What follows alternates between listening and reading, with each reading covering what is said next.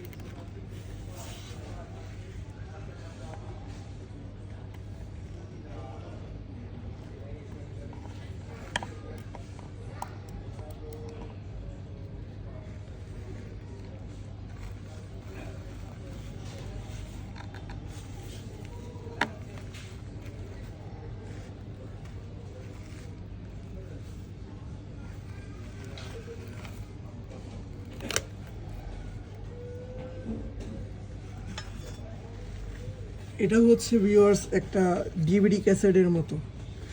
Hi, darling, sweetheart.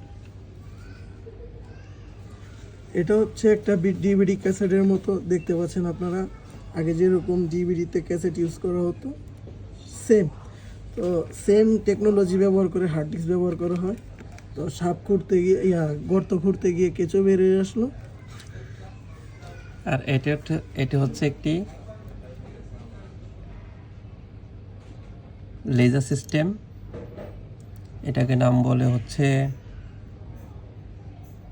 Scanner controller. Actually এটার মাধ্যমেই সব কিছুই সেভ হয়।